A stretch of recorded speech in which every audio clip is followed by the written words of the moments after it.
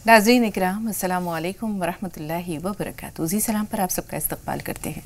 हाज़िर खिदमत है आपका महबूब प्रोग्राम राह नजात लेकर। मैं आपकी मेज़बान शगुफ्ता यास्मीन। जैसा कि आप जानते हैं, आज सनीचर है और आज का प्रोग्राम कुछ ख़ास होता है, कुछ ख़ास मेहमान होते हैं हमारे साथ। तो आइए आपको अपने मेहमानों से रूबरू कराते हैं। आप सबकी तरफ से और अपनी तरफ से खुश आमदीद कहेंगे सना सैयद को। इस्तकबाल है सना आपका, और पुरतपाक खैर मक़दम है क़ारी फ़ज़लुर रहमान साहब आपका भी, तमाम नाज़रीन की तरफ से और बहुत सारी मोहब्बतों के साथ। तो नाज़रीन, हमारी तरफ से भी आप सबका एक बार फिर इस्तकबाल है आपके अपने प्रोग्राम में। आज जो गुफ्तगू होगी जिस शख्सियत पर इंशाअल्लाह, बहुत ही जलील क़दर शख्सियत है, उनकी सीरत, उनके किरदार के नुमाया पहलुओं पर तफसीली गुफ्तगू होगी, रहनुमाई होगी मौलाना साहब के साथ। उन्वान बता देते हैं उनका, हज़रत ज़ुबैर बिन अल-अव्वाम के बारे में इंशाअल्लाह आज गुफ्तगू होगी। लेकिन प्रोग्राम का आगाज़ करेंगे अल्लाह ताला के मुक़द्दस नाम से, उसके प्यारे कलाम से। तो अल्लाह ताला का नाम हो, हम्द बारी ताला हो और सना की खूबसूरत आवाज़ हो, तो फिर क्या कहना है। हमारी महफ़िल में एक ख़ास समा बंध जाता है, महफ़िल का रंग दुबाला हो जाता है। आगाज़ कीजिए सना। अस्सलामु अलैकुम वरहमतुल्लाहि वबरकातुहू। बिस्मिल्लाहिर्रहमानिर्रहीम। अल्लाह अल्लाह अल्लाहु ला इलाहा इल्लल्लाहु। अल्लाह अल्लाह अल्लाहु ला इलाहा इल्लल्लाहु।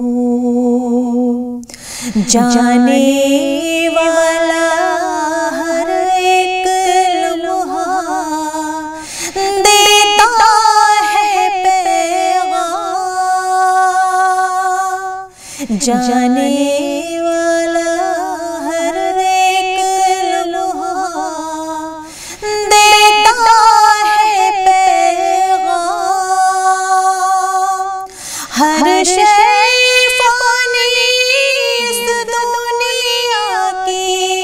हर शय फ़ानी इस दुनिया की, बाकी तेरा नाम मौला। अल्लाह अल्लाहु ला इलाहा इल्लल्लाहु। अल्लाह अल्लाह अल्लाह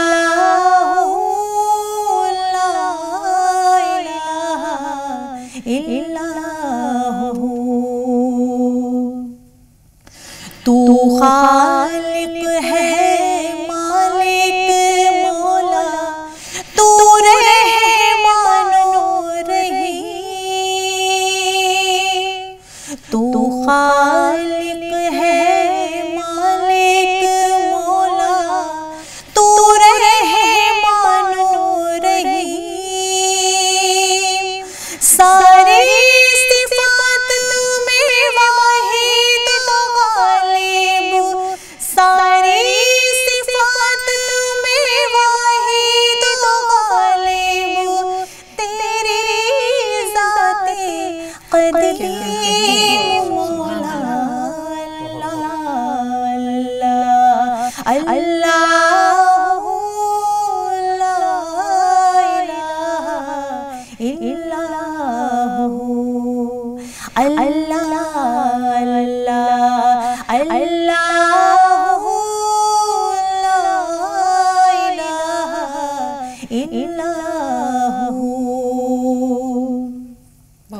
हर ज़र्रा है महफ़िल अल्लाह तेरे हुज़ूर। हर ज़र्रा है महफ़िल अल्लाह तेरे हुज़ूर। तेरी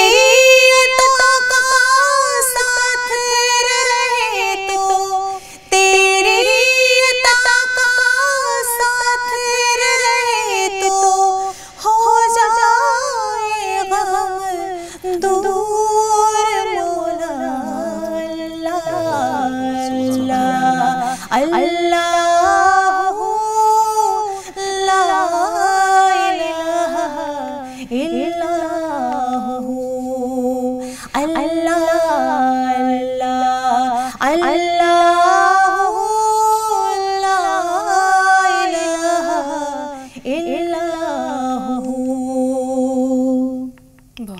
حمد تیرا ہے مشفق تیرا دنیا شرف قبول.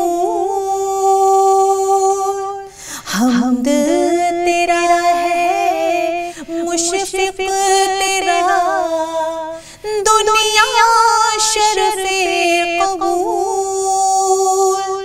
معافی عطا کر دینا ہم کو، معافی عطا کر دینا ہم کو، ہو جائے گر بھول مولا. اللہ اللہ اللہ لا الہ الا اللہ اللہ اللہ لا الہ الا بہت خوب. سبحان اللہ. بہت خوبصورت ادائیگی اور بہت جاندار پرفارمنس. اللہ تعالیٰ آپ کی اس خوبصورت سی ثنا کو قبول کرے. بارگاہ رسالت مآب میں ہدیہ عنایت کے لیے قاری فضل الرحمان صاحب آپ کے پاس آئیں گے اور ہمیں امید ہے کہ انشاءاللہ آپ کی پرفارمنس یا آپ کی ادائیگی بھی کچھ کم نہیں ہوگی. آغاز کیجیے. ہم مدینے سے اللہ کیوں آ گئے، قلب حیران کی تسکی وہی رہ گئی. ہم مدینے سے اللہ کیوں آ گئے، قلب حیران کی تسکی وہی رہ گئی. دل وہی رہ گیا، جا وہی رہ گئی. ہم اسی در پہ اپنی جبی رہ گئی. یاد آتے ہیں ہم کو وہ شام و سحر، وہ سکون دل و جان و روح و نظر. یہ انہی کا کرم ہے، انہی کی عطا. ایک کیفیت دل نشین رہ گئی.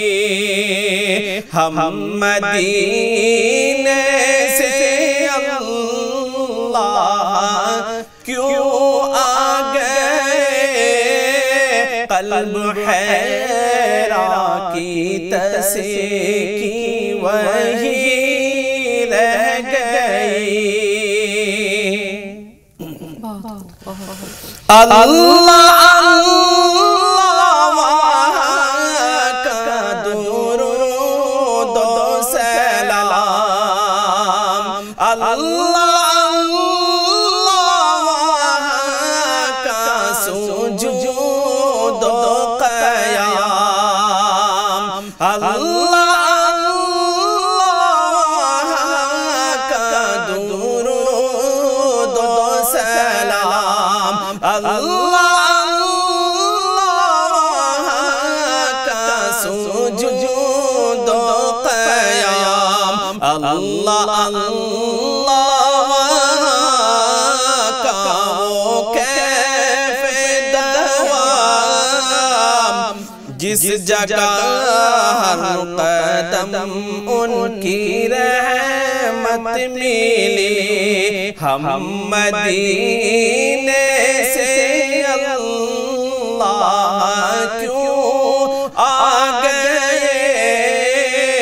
قلب حیران کی تسکی وہی رہ گئی، دل وہی رہ گیا، جا وہی رہ گئی، ہم اسی در پہ اپنی جبی رہ گئی۔ جس جگہ سجدہ ریزی کی لذت ملی، جس جگہ قدم ان کی رحمت ملی، جس جگہ سجدہ ریزی کی لذت ملی، جس جگہ قدم ان کی رحمت ملی، جس جگہ نور رہتا ہے شام و سحر، وہ فلک رہ گیا، وہ زمین رہ گئی، وہ فلک رہ گیا، وہ زمین رہ گئی، ہم مدینے سے اللہ کیوں آ گئے، قلب حیران کی تسکی وہی رہ گئی، دل وہی رہ گیا، جا وہی رہ گئی، ہم اسی در پہ اپنی جبی رہ گئی۔ سبحان اللہ، جزاک اللہ قاری صاحب۔ بہزاد لکیو نبی صاحب کا اتنا خوبصورت کلام کہ پوری روضہ رسول پر حاضری کا نقشہ کھینچ دیا، اور آپ نے اپنی خوبصورت ادائیگی سے اس منظر کو جیتا جاگتا بنا دیا۔ تو ثنا کا اپنا انداز ہے ماشاءاللہ، آپ کا اپنا رنگ ہے، اور دونوں مل کر ہمارے اس پروگرام کی رونق کو چار چاند لگا دیتے ہیں۔ جزاکم اللہ۔ تو ناظرین، امید ہے کہ آپ کو یہ خوبصورت پرفارمنس حمد و نعت یہ خوبصورت سی اچھی لگی ہوگی۔ پروگرام کے سلسلے کو آگے بڑھانے سے پہلے یہاں لینا ہوگا ایک چھوٹا سا بریک۔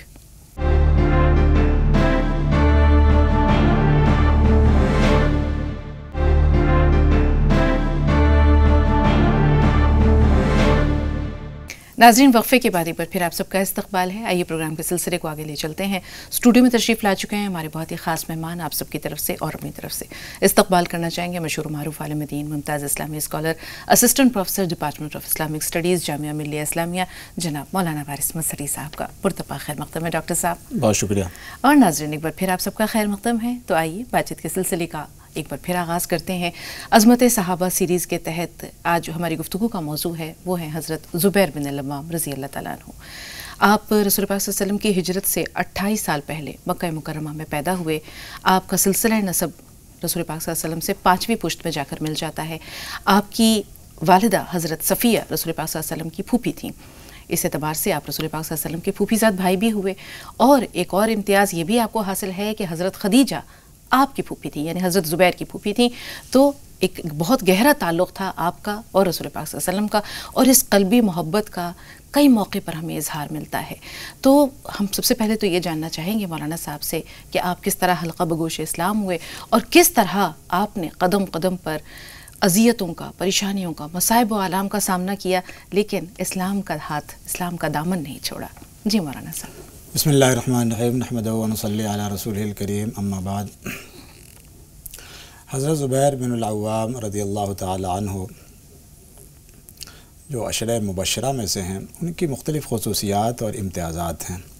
ایک تو بہت بڑا امتیاز یہی ہے کہ وہ عشرہ مبشرہ میں سے ہیں، لیکن اور بہت سارے امتیازات ان کے ساتھ جمع ہو گئے ہیں، جیسا کہ آپ نے سنا کہ خود رسول اکرم صلی اللہ علیہ وسلم کی اپنی رشتہ داری، آپ کی زوجہ جو تھی ان کے ساتھ آپ کی رشتہ داری وغیرہ تھی۔ حضرت زبیر بن العوام رضی اللہ تعالیٰ عنہ ان چند اصحاب کرام رضوان اللہ تعالیٰ علیہم اجمعین میں سے ہیں جنہوں نے اسلام کے قبول کرنے میں کوئی تأمل نہیں کیا. بے شک. چنانچہ وہ السابقون الاولون میں شمار کیے جاتے ہیں. السابقون الاولون یعنی شروع میں اسلام کو لپک کر کے قبول کرنے والے لوگ. اس میں حضرت عثمان رضی اللہ تعالیٰ عنہ ہیں، حضرت ابو بکر ہیں، حضرت طلحہ ہیں وغیرہ وغیرہ. تو یہ جو حضرت زبیر بن العوام ہیں وہ حضرت ابو بکر کے بعد انہوں نے اسلام قبول کیا، لیکن اس وقت تک صرف 5-6 لوگ تھے جنہوں نے شروع میں اسلام قبول کیا. ان میں حضرت زبیر بن العوام کا بھی نام آتا ہے.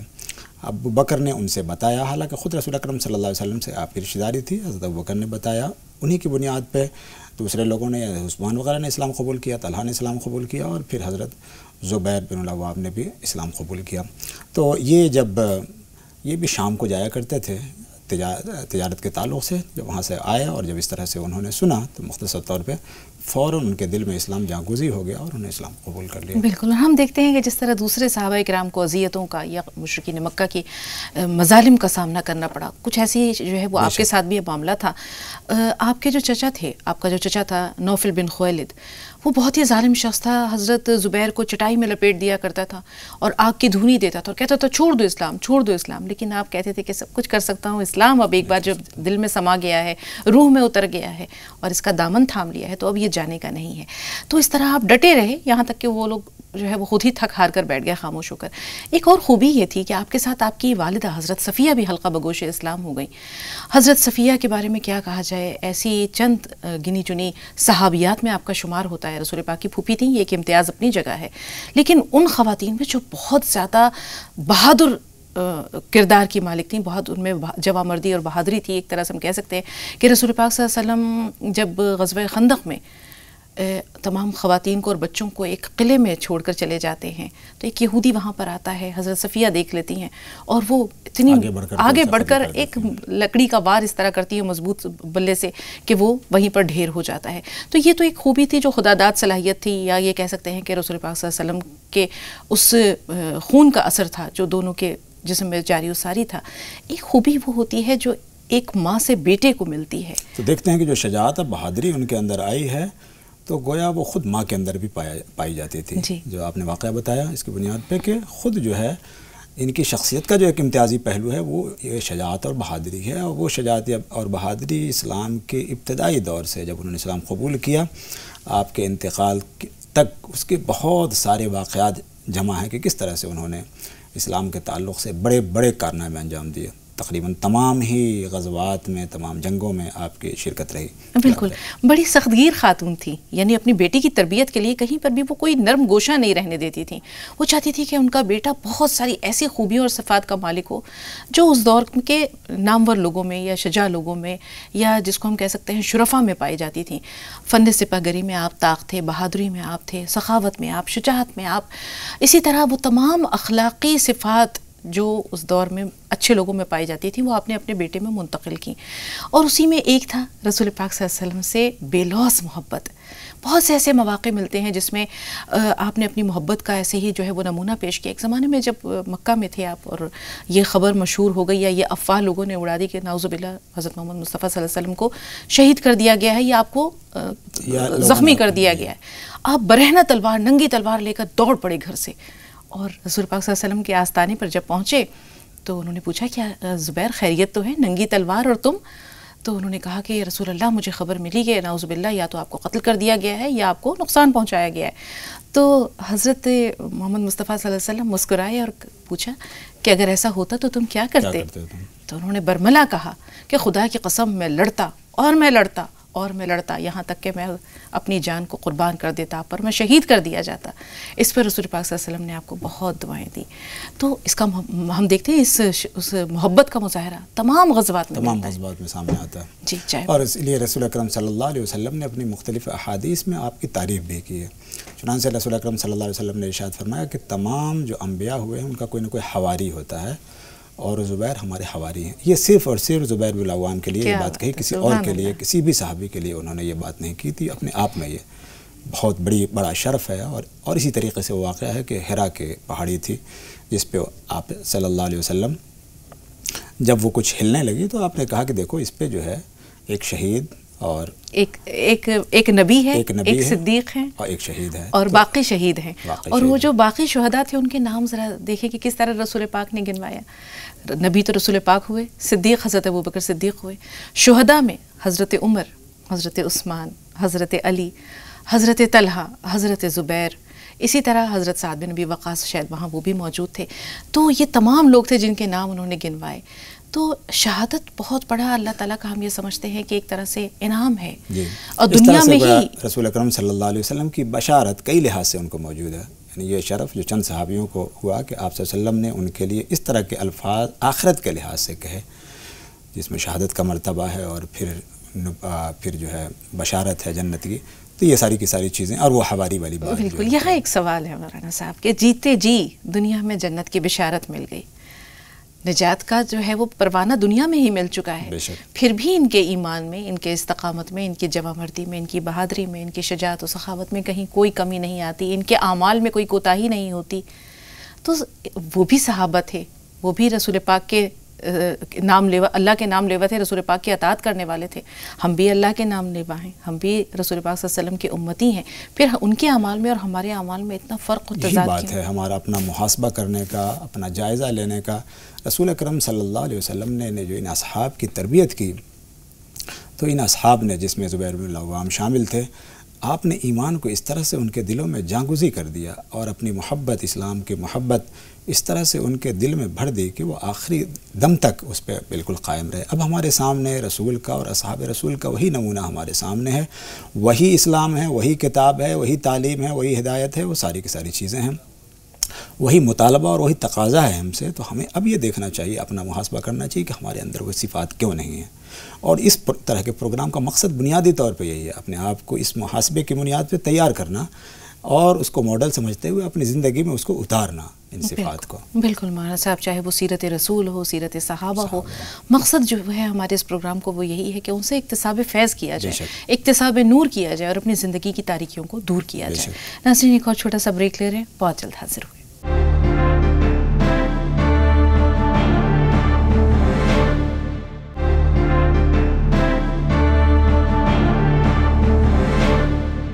ناظرین وقفے کے بعد ایک بار پھر آپ سب کا استقبال ہے. یہ پروگرام کے سلسلے کو آگے لے چلتے ہیں. تو مولانا صاحب ابھی گفتگو ہو رہی تھی حضرت زبیر کی شخصیت کے حوالے سے. ہم دیکھتے ہیں کہ آپ نے بہت مظالم سہے لیکن مکہ نہیں چھوڑا، لیکن بالآخر ہم دیکھتے ہیں کہ آپ نے حبشہ کی طرف بھی ہجرت کی، پھر آپ مدینہ بھی تشریف لائے اپنی والدہ کے ساتھ. اور اس زمانے میں وہاں جو یہود تھے انہوں نے ایک خبر عام کر رکھی تھی، افواہ پھیلا رکھی تھی کہ ہم نے جادو کر دیا ہے مہاجرین کی نسل پر اور ان کے ہاں اولاد نہیں ہوگی. تو ہجرت کے پہلے ہی سال کے آخر میں ہم دیکھتے ہیں کہ آپ کے یہاں حضرت عبداللہ کی ولادت ہوتی ہے اور مسلمانوں نے اس دن سارے مہاجرین خوش ہو جاتے ہیں بالکل کہ جو ایک طرح کا جو ایک الزام سا یا ایک طرح کا ڈپریشن والی جو کیفیت پیدا ہو گئی تھی ان کے پروپیگنڈوں سے، اس سے وہ نکل آئے. تو اس طرح سے یہ صحرا بھی ایک کریڈٹ بھی حضرت زبیر بن العوام کے سر جاتا ہے. بالکل. اور بہادری اور شجاعت، تو ہم بدر کی بات کریں، احد کی بات کریں تو بے نظیر ایسے کارنامے ملتے ہیں، چاہے وہ تبوک ہو. بلا شبہ جو بھی جنگیں ہوئیں، یعنی بدر سے لے کر کے ہم یہ دیکھتے ہیں کہ جمل تک، یعنی جنگ جمل تک وہ شریک رہے تمام میں. یعنی ان کی شخصیت کا ایک بڑا پہلو یہ تھا کہ بڑے شجاع تھے، بہادر تھے اور ایثار اور فدائیت کا غیر معمولی جذبہ تھا. اسی لیے احد کے دن بھی ان چند صحابہ میں سے جن کے اندر یہ استقامت تھی کہ وہ ایک انتشار جو پیدا ہو گیا تھا، تتر بتر ہو گئی تھی فوج مسلمانوں کی، تو اس میں یہ قائم رہے اور رسول اکرم صلی اللہ علیہ وسلم کے پاس رہے، ان کے دفاع کرنے والوں میں شامل رہے. اسی طریقے سے ہم دیکھتے ہیں کہ خیبر کے موقع پہ ان کے بہت زیادہ اسی طرح کے کارنامے ملتے ہیں. فتح مکہ کے موقع پہ ہم دیکھتے ہیں کہ وہ جو چند لوگ جو جھنڈا تھام کر کے آگے بڑھنے والوں میں تھے، اس میں حضرت زبیر بن العوام شامل ہیں. تو اس طرح سے ان تمام ہی مواقع پہ ہم دیکھتے ہیں کہ وہ بالکل سر فہرست ہیں، پہلی صف میں ہیں. رسول اکرم صلی اللہ علیہ وسلم بھی ان کو اس طرح سے اعتماد ان پہ کر رہے ہیں، ان کی ایمان، ان کی فدائیت، ان کا جذبہ اور ان کے حوصلے اور شجاعت کی وجہ سے. اور پھر یہ سلسلہ آگے بھی جاری رہتا ہے. جب ہم دیکھتے ہیں کہ حضرت عمرو بن العاص مصر میں ایک مہم میں ہیں اور حضرت عمر سے وہ مدد طلب کرتے ہیں کہ مجھے فوج بھیجیے. تو 4000 کی فوج جاتی ہے مقابلے کے لیے، لیکن جو 4 ان کے سپہ سالار جاتے ہیں ان میں حضرت زبیر بھی شامل ہیں، عبادہ بن صامت بھی شامل ہیں، مقداد بن اسود بھی شامل ہیں، اور شاید سلمہ بن ایک اور صحابی کا نام ملتا ہے. تو ان کے بارے میں حضرت عمر فاروق نے کہا تھا کہ 4000 کی فوج ہے، لیکن یہ جو 4 سپہ سالار ہیں یہ 4000 کے برابر ہیں، تو تم یہ سمجھنا کہ میں نے 8000 سپاہی تمہارے پاس بھیجے ہیں امداد کے طور پر. اور واقعی حضرت عمر بن العاص انہوں نے وہ کام کیا، انہوں نے سپہ سالاری ان کو دے دی. جی جی، کیونکہ وہ عمر میں، تجربے میں اور جنگی قابلیت میں ان سب سے بالا تر تھے، بہتر تھے. جی مولانا صاحب، اب ہم اگر جنگ جمل کی بات کرتے ہیں تو آپ اس کے بارے میں بتائیے. جی، جنگ جمل کا واقعہ جو پوری مسلم تاریخ کا نہایت افسوسناک واقعہ ہے. جنگ صفین کا واقعہ بلا شبہ ایک افسوسناک واقعہ ہے. اس میں حضرت طلحہ بھی تھے اور حضرت زبیر بن العوام بھی تھے. یہ لوگ جو مکمل طور پہ اس بات کے قائل تھے اور وہ یہ چاہتے تھے کہ حضرت عثمان کی جو دردناک شہادت ہوئی ہے اس کا قصاص اور اس کا بدلہ لیا جائے. اس وجہ سے یہ لوگ مکہ ہے، کیونکہ حضرت عائشہ رضی اللہ تعالیٰ عنہ مکے میں تھی، اور پھر انہیں کہا کہ ہمیں علی سے کہنا چاہیے اور آگے بڑھ کر کے کہ اس کا قصاص، اس کا بدلہ لینا چاہیے. اس کے تعلق سے پھر یہ سارے کے سارے لوگ بصرہ آئے اور پھر وہاں یہ سازشیں ہوئیں. ابھی معاملہ گفت و شنید کے مرحلے میں تھا، ابھی مکمل طور پہ آپس میں کوئی خوریزی نہیں ہوئی تھی، کوئی جنگ نہیں ہوئی تھی.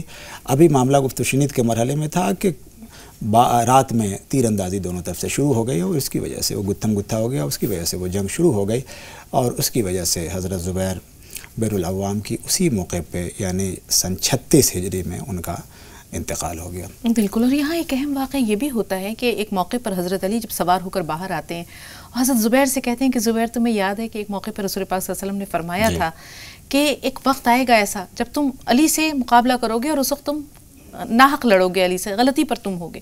تو اسی بات پر انہوں نے جنگ سے کنارہ کشی اختیار کر لی تھی، طلحہ نے بھی اور زبیر نے بھی، حضرت طلحہ نے بھی. اور ہم یہ دیکھتے ہیں کہ یہ جو اصحاب ہیں، اگر ہم حضرت طلحہ کی بات کریں چاہے حضرت زبیر کی بات کریں، ان کے اندر کسی چیز کا کوئی لالچ، کوئی غرض نہیں تھی.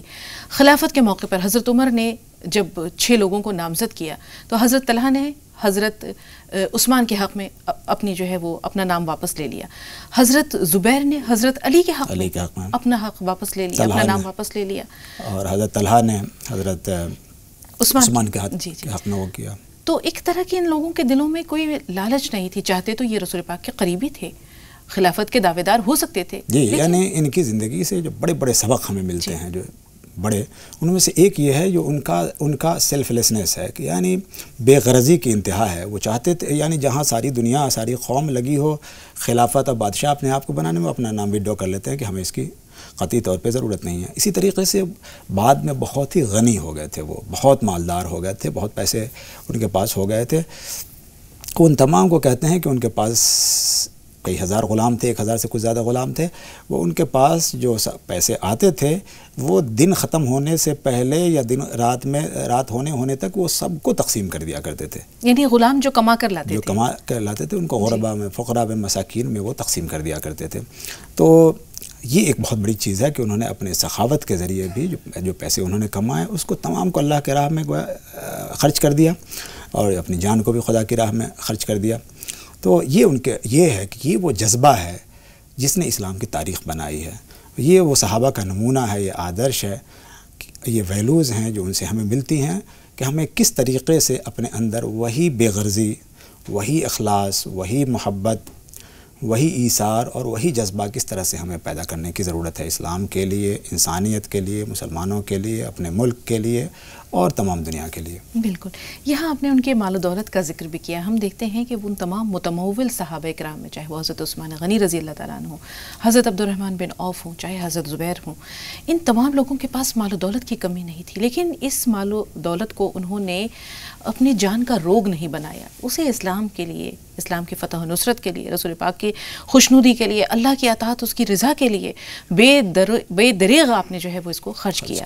تو آج کے مسلمانوں کے لیے اس میں کیا سبق ہے؟ کیوں ہم نے اس دنیا کو اپنا مطلوب و مقصود بنا رکھا ہے؟ کیوں مال و دولت کی ہوس اور حرص نے ہمیں اللہ اور آخرت دونوں سے دور رکھا؟ اسی لیے رسول اکرم صلی اللہ علیہ وسلم ارشاد فرماتے تھے اور اپنے زندگی کے آخری لمحے میں بھی آپ نے ارشاد فرمایا کہ دیکھو تمہیں اس بات پہ خود کا خطرہ نہیں ہے کہ تم بے دین ہو جاؤ گے، خدا کے راستے سے ہٹ جاؤ گے، لیکن اس بات کا خطرہ ہے کہ دولت اور دنیا تمہیں خراب کر دے گی، وہ ایک فتنے کے طور پہ تمہیں خراب وہ کرے گی۔ اور یہی چیز ہم دیکھتے ہیں کہ موجودہ دور میں کہ جیسے ہی ہمارے پاس مال و دولت آتا ہے، دیکھیے ایک بات بہت زیادہ واضح رہنا چاہیے کہ دولت اور دنیا کمانا اسلام میں ممنوع نہیں ہے، بالکل ممنوع نہیں۔ اگر ممنوع ہوتا تو عبد الرحمن بن عوف اس طرح کے لوگ مالدار نہ ہوتے، لیکن اس سے دل لگانا، اس کو بجائے کہ انسانیت کا اس سے فائدہ پہنچے، اس سے اپنے رشتہ داروں کا اور اپنے دوسرے لوگوں کا فائدہ پہنچے، اپنے میں خرچ کرنا اس کو، یہ اسلام میں ممنوع ہے۔ اور اس کو تو ہمارے لیے جو بڑا جو اس بنیاد پہ جو ایک محاسبے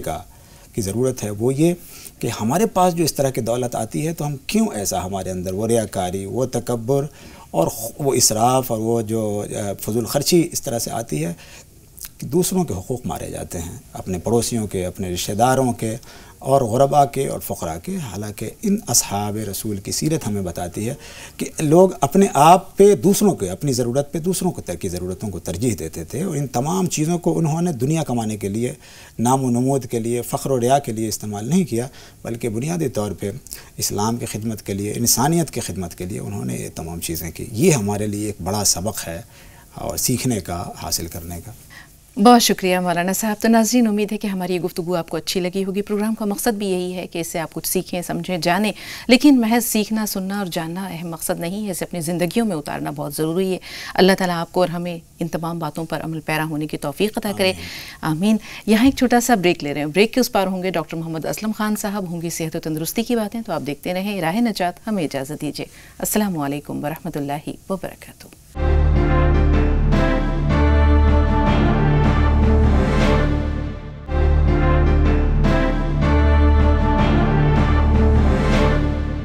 بہت شکریہ شگفتہ یاسمین۔ اور ناظرین، راہ نجات میں اب ہم بات کریں گے صحت کی، اور صحت کے تعلق سے بہت ساری باتیں کرنے کے لیے ہمارے ساتھ ہمارے اسٹوڈیو میں تشریف فرما ہے عالمی شہرت یافتہ ڈاکٹر اسلم خان صاحب، جو کہ نیشنل میڈیکل کالج سہارنپور کے پرنسپل ہیں۔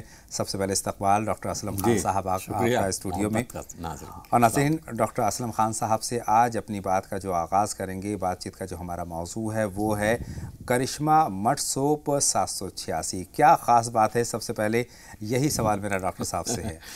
جی، آپ نے صحیح فرمایا کہ جو 2 مہینے ہمیں لگے تو یہ انہی پروڈکٹ کی ریسرچ میں لگے تاکہ لوگوں کو کسی قسم کا نقصان نہ ہو، اور اس کی ٹرائل جو کی ہم نے وہ ہیومنس پہ یعنی انسانوں پر ہی کی۔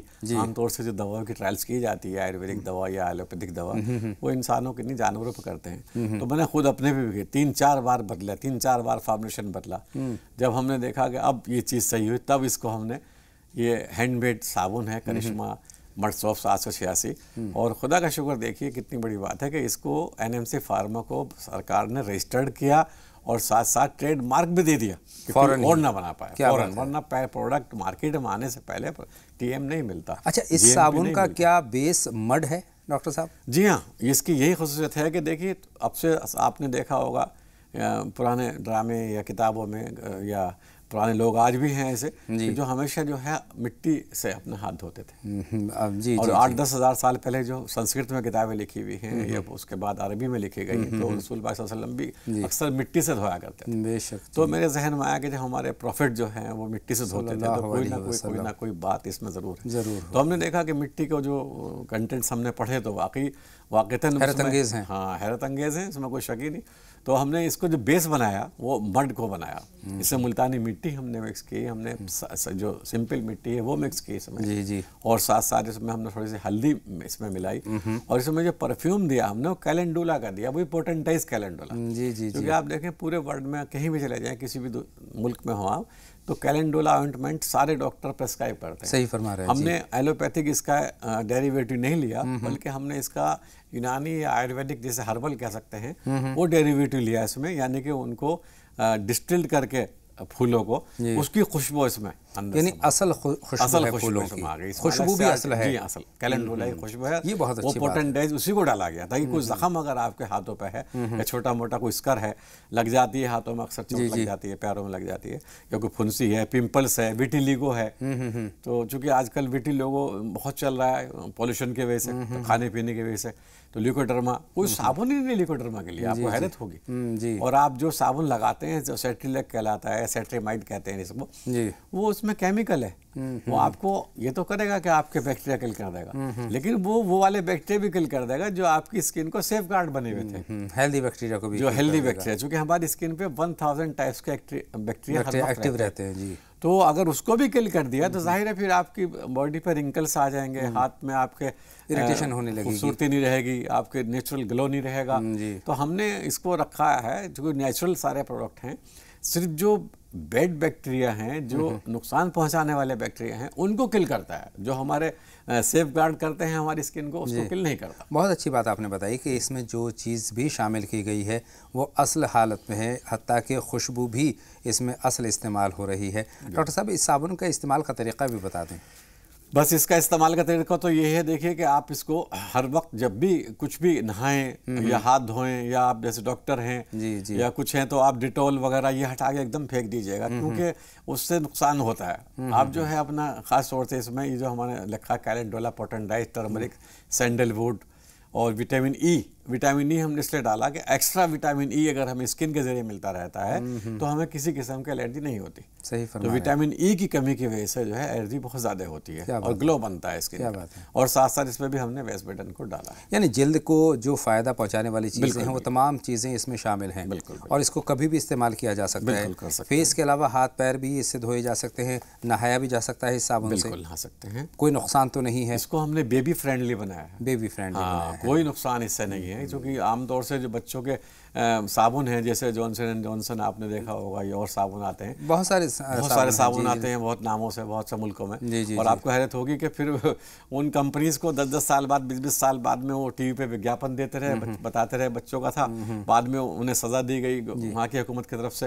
वो ऐसा नहीं था। तो अब इसमें चूँकि कोई इंग्रेडिएंट ऐसा है ही नहीं नुकसान पहुँचाएगा, इसमें हमने खास तौर से जो है स्क्रब भी डाला है, जो आपके हाथ पे मैल होगा तो वो हमने खास तौर से अखरोट का डाला है, वो भी उतर जाएगा। वो भी उतर जाएगा। और कलौंजी इसमें हमने मेन बेस बनाया। क्या बात। कलौंजी को हमने एक्सपेलर में करा करके जो उसकी जो रेजिड्यू पार्ट जिसे खल कहते हैं, उसका भी स्क्रब इसमें साथ साथ शामिल किया, क्योंकि कलौंजी का ऑयल भी है इसमें और नारियल का तेल भी है इसमें साथ साथ, जो चिकनापन। और कलौंजी हर हालत में फ़ायदेमंद होती है। रसूल पाक सल्लल्लाहु अलैहि वसल्लम की जो हदीस है, मैं समझता हूँ मेरे चारों प्रोडक्ट में हमने कलौंजी को डाला है, चारों प्रोडक्ट हमने बनाया और उसका फ़ायदा भी, उसका फ़ायदा हो रहा है। और मैं सोच रहा हूँ इतना अमेजिंग जो फ़ायदा हो रहा है, शायद ये मेरी अक़ीदत रसूल पाक सल्लल्लाहु अलैहि वसल्लम से है और हमारे नाज़रीन की अक़ीदत है कि वो मुझे फ़ोन कर करके बता रहे हैं बहुत फ़ायदा हो रहा है। अभी देखिए हम जितने पेशेंट हमारे यहाँ दाखिल हैं नेचुरोपैथी हॉस्पिटल में, सभी से यूज़ करते हैं। अभी एक कल ही पेशेंट थी, तकरीबन आपको ताज्जुब होगा, वो सारे ख़ानदान उसके लिए तकरीबन 50 इसकी बार से टिकिया ले गई। तो बहुत खुशी होती है कि जब एक आदमी ने इस्तेमाल किया, उसके बाद अपने रिश्तेदारों को फ़ोन किया, तो इसका तो बहुत आसान सा वो है तरीका, ये देखिए इसको साबुन को लें, ये इसका रैपर उतार दें और उतारने के बाद में खूब अच्छी तरह से लें इस तरह से, और 30 से 300 के बीच में, 50 से 300 के बीच में TDS का पानी हो तो बहुत ही अच्छा वर्क करता है। तो बहुत अच्छी, ये सर्जन वैसा हाथ धोते हैं, इस तरह से हाथ धोइए आप, इस तरह से, ये तरीका है हाथ धोने का। इस तरह से आप इसको लगाइए साबुन को, तो जब इस तरह से आप रब करेंगे तो जो आपकी चमक है वो पहले से भी ज़्यादा बढ़ जाएगी और जर्म्स बिल्कुल हट जाएंगे। जी बिल्कुल हट जाएंगे। फिर आपको ज़रूरत नहीं है कुछ अलग से आप लगाएं सैनिटाइजर या आप डिटॉल या कोई भी चीज़, फिनाइल या सेटिल, और हल्की हल्की खुशबू फैलती रहेगी। हल्की खुशबू आती है। जी। डॉक्टर साहब, इसकी कीमत क्या रखी है आपने? तो देखिए, ये वैसे अगर देखा जाए इसे कीमत के हिसाब से तो बहुत, चूँकि मेहनत इसमें, एक तो ये हैंडमेड है, एंटीसेप्टिक है और एंटी फंगल है, तो इसको जो हमने रखा है वो 386 रुपीज़ रखा है इसका। और बहुत मुख्तसर में बताएं कि इसको मंगवाने का तरीका क्या है? इसको अमेज़ोन पे जाइए और अमेज़ोन पे यहाँ लिख दीजिए करिश्मा मर्द सॉफ्ट 786, फ़ौरन आप जो है सामने आ जाएगा, आप खरीद लें। अमेज़ोन जो है इस वक्त बेस्ट सेलिंग में आ रहा है, आप देख रहे हैं कि $16 बिलियन ने प्रॉफिट लिया, माशाल्लाह। बहुत बहुत शुक्रिया डॉक्टर असलम खान साहब, मेरी और तमाम नाज़रीन की रहनुमाई फरमाने के लिए। तो नाज़रीन, ये था राह निजात का आज का शुमारा। आइंदा मुलाकात के वादे के साथ अपने मेज़बान अतहर को भी इजाज़त दें, लेकिन आप कहीं ना जाएँ, लगातार देखते रहें जी सलाम। आगे आप देखेंगे 5 मिनट में 25 खबरें। इजाज़त दें, खुदा हाफिज़।